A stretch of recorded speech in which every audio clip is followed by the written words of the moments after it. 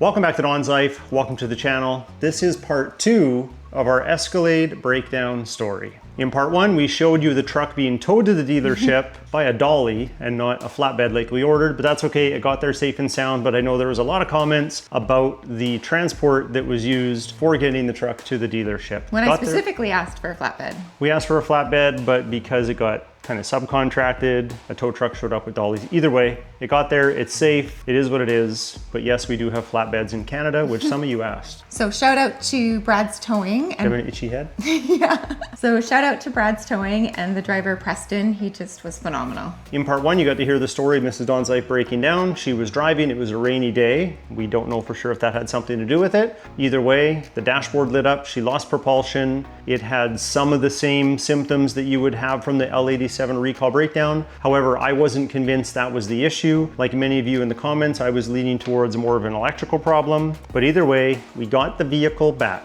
And the news is probably best case scenario. Stay tuned because we'll give you all the details as well as share another owner's experience that you'll want to know about. Let's go.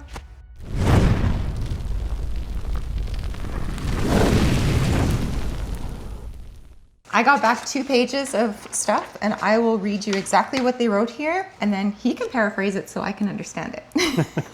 Okay, intermittent fault not duplicated. The vehicle runs and drives, no fault messages on dash at this time. Didn't hear any abnormal noises from the areas where the customer found. Video kind of sounds like a transfer case actuator moving, but not making noise right now because we sent them a video of what it sounded like at home. Yeah, so I played that video. I played that video in part 1 where I found this strange noise the first time I started it up to run my own scans, and it sounded like it was coming from the transfer case, at least in my opinion, or the front of the transmission, but we didn't really know. Good thing I recorded that video because they weren't able to duplicate the problem, but at least they could give an opinion as to what it was, because as you'll learn as we go through this, and we're happy, they were very thorough while they had possession of the vehicle.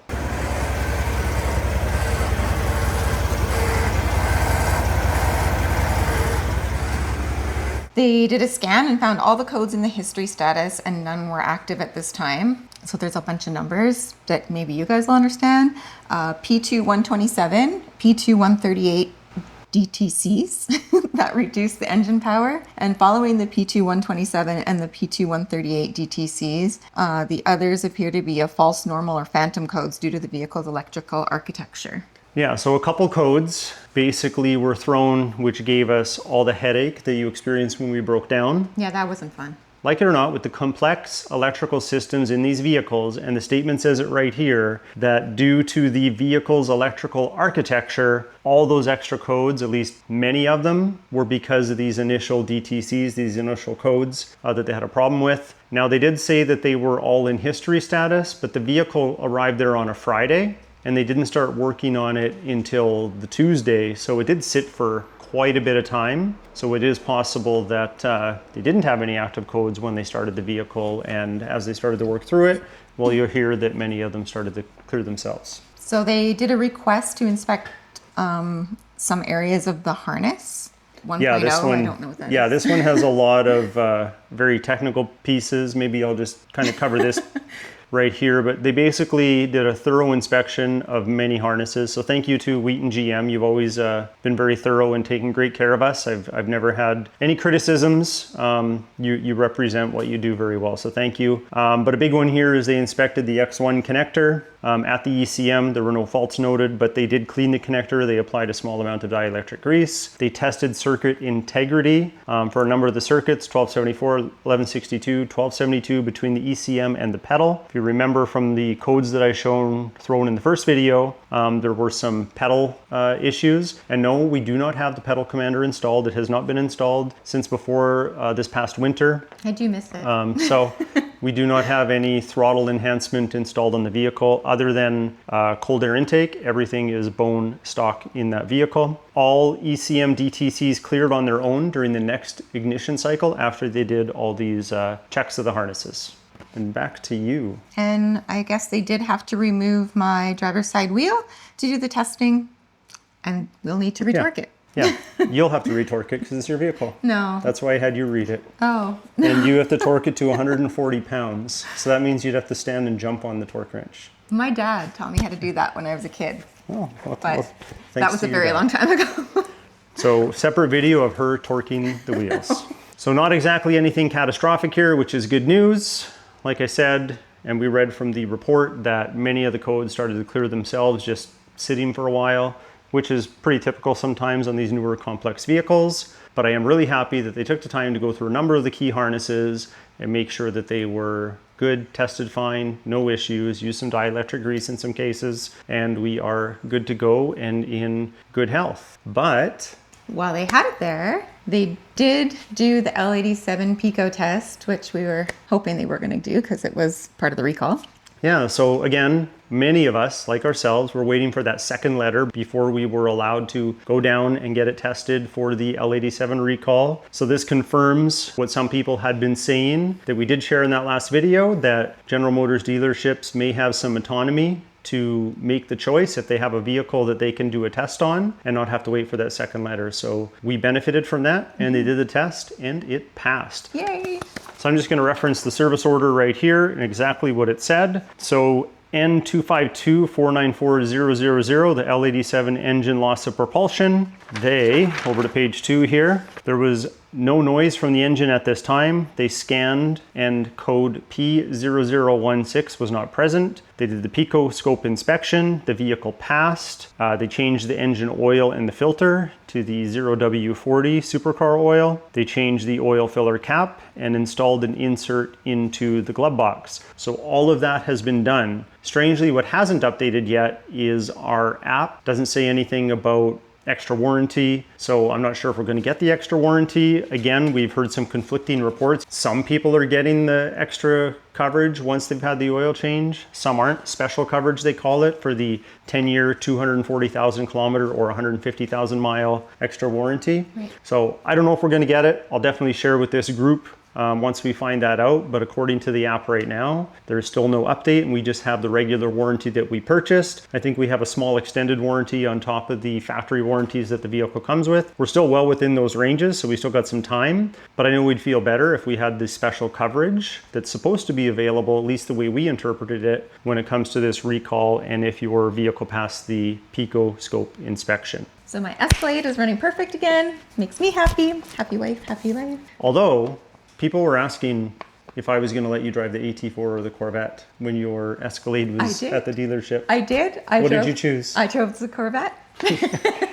A lot. She drove the Corvette. She had a reason. Everywhere. I don't know how you saved all of your errands, which normally you'd send me on, Yeah. all for, well, you didn't have your own vehicle. It was fun. I normally don't like driving the Corvette, but brought my pillow. Yeah, pillows. Sat on a pillow, could see over the steering wheel. And then you got to pass people aggressively. Yes. She's a little aggressive on the road, so watch out. I tried to drive my Escalade like a race car, but I actually was driving this car like a race car. It was fun. I'm glad you had fun. I did. And everything seems to be in good order, so we're good there. I didn't hit the splitter. Splitter? Yep. Yeah, I didn't. No cracks, no bumps, no I'm going to inspect it again, but I think bruises. we're okay. So before I let you go, as Mrs. Donslife mentioned at the beginning of the video, we have another owner story that I wanted to take an opportunity to share. By the amount of emails that I get, messages on Instagram, I have probably a dozen stories that I could share you, all having to do with this recall. Some good news, some not as good news stories. This one here is just interesting, and I think what it does is it helps to remind us all that if you're going to engage in any of these services as part of the recall, if something feels off, don't be afraid to just stop and ask people questions so you can get a true understanding of what's going on. So I'm going to refer to my notes here just because this is a lot of back and forth email and I wanted to kind of put it together in a more succinct way for you listening on the other end. This comes from Kerrigan, a viewer who owns a 2021 Chevy Silverado Trail Boss with the L87 6.2. They've been chasing performance issues for months, visiting multiple dealers without getting answers. Finally, at a Cadillac dealer in California, without having received the second recall letter, they asked for the Pico test. The truck passed and the dealer began the oil change. But here's where it gets interesting. When they started the truck afterward, the technician heard a knocking noise. Something Kerrigan had noticed off and on, but other dealers couldn't duplicate it. This tech dug deeper, pulled the oil pan, and found scored rod bearings with visible metal shavings. GM was notified, and now they're waiting to see if the engine will be replaced. In a similar case, the same tech had replaced another engine with this kind of scoring. So the takeaway is that Kerrigan's engine passed the Pico test, but still had damage that required further investigation. If the tech hadn't been proactive, the truck would have gone home with an oil change. That's why I say stay close to your recalls, be persistent, ask questions. Sometimes the official process doesn't tell the whole story. Exactly. So not every technician will take those steps. So you want to be proactive, ask questions, and make sure you advocate for yourself. Agreed. So that's really why we're sharing both of those stories, our story, that story. I couldn't find this other one in time for this video. It got buried in some of the noise that comes my way. But I heard, and it's anecdotal, I don't have any proof, but I heard from another viewer that sent me this information. There may have been a recall service performed where they changed the oil first to the supercar oil and then performed the Pico test, which I think that negates the whole purpose here. They want to understand the vibration and the readings that they're getting based on the spec oil that the engine would normally run with, and then determine if it needs the extra viscosity with the 0W40. So if that's happened out there, which I really hope it didn't, that's concerning. So that really brings us to the end of the video. Thank you for all the support over the years here on the channel. If you're new, welcome. It's a big automotive DIY channel with some home improvement and tech thrown into it. And some comedy. And some comedy. Comedy relief over here. Mrs. Donslife has joined the channel in a more meaningful way over the last year and a half. From changing the C8 exhaust to helping us install blinds in the house. There's a pretty big catalog there. If you want to check out the merch store that Mrs. Donslife put together, the Donslife Swag Hub, it's linked in the video description below. Check out my latest video, which if you're into the AT4 content, I think you'll really like. It's a 3-channel dash cam with a battery backup, a thorough install presented with every step if you were to look at doing something like this yourself. I'm loving that dash cam and it's working out really well so far, especially with the backup battery. I don't have to worry about not having surveillance on at all times. It's really good.